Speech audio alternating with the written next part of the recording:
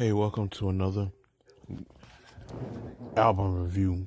On this video, I'm gonna review the fourth, if I'm not mistaken, the fourth studio album by Ghostface Killah called FishScale. Okay, this album came out I think March 28, 2006. It came out right around the height of Wu-Tang, the Wu-Tang Clan losing their popularity, and Southern rap started to steadily climb on the rise. Um, I think like since 2001, Southern rap slowly started to crawl its way into the mainstream and make moves, it just basically took over like around mid 2000s completely. And like if you wasn't like a Southern rap act, nobody was trying to hear you. And then a lot of people from the East Coast started to feel salty about that. Took certain digs at certain artists, and especially during the region, like certain regional people. I think right around that time, it was this whack ass type of song called Laffy Taffy by D4L. It showed the lack of lyricism that a lot of Southern rappers had. But a lot of people, like I said before, a lot of people on the East Coast were feeling salty and feeling a certain type of way because they none of the rappers were making moves like Wu Tang was the ish back in the 90s. If you did anything with, if you made a record with any member of Wu Tang, you would consider it.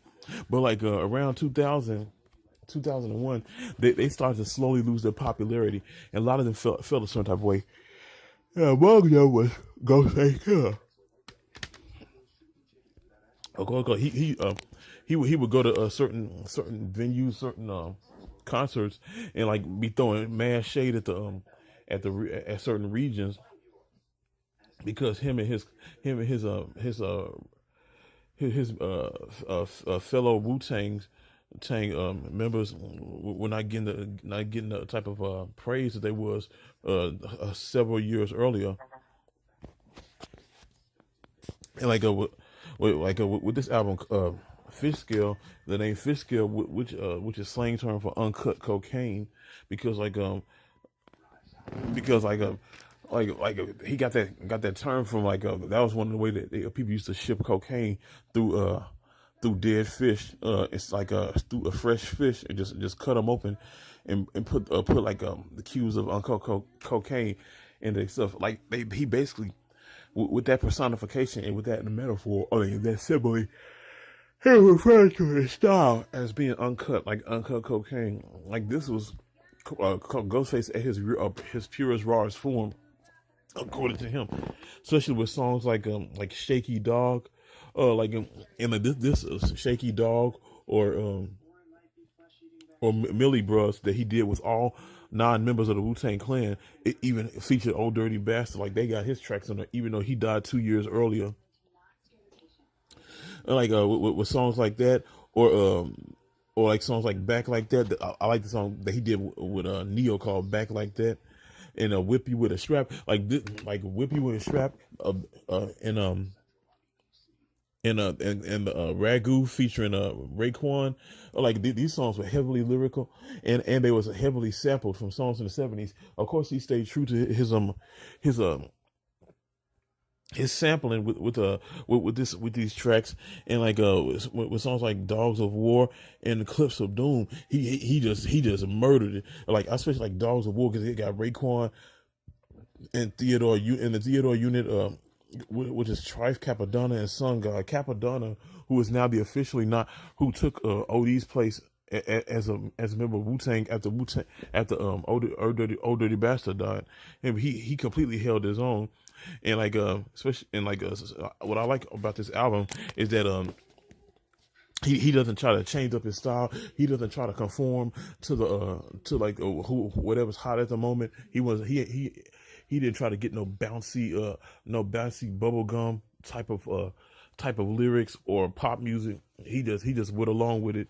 He just did the he did this stuff like Clips of Doom, or Miss Sweet. Well, hold up, no. Big Girl and Underwater, and then of course Dog of War. like it just shows you that him in his rawest form. And then like, I think one of my favorite songs on here is a song Barbershop, where he's rapping about, like, man, dude, he can rap about, like, he could rap about dirty clothes and make it sound like fire. And the song Barbershop, which samples the Manhattans, You Better Believe It.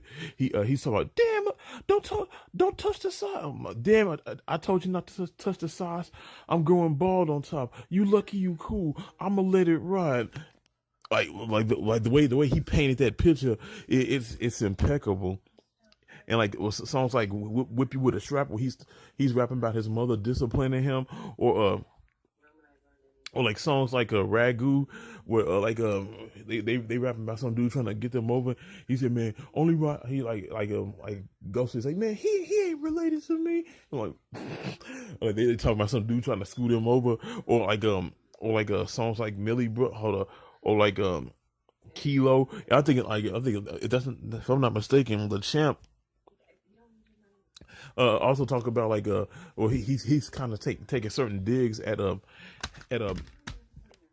Southern rappers, like especially during that time D4L, who I didn't listen to, was popular at the moment. He was like, man, how the fuck y'all get passed by me with that bullshit?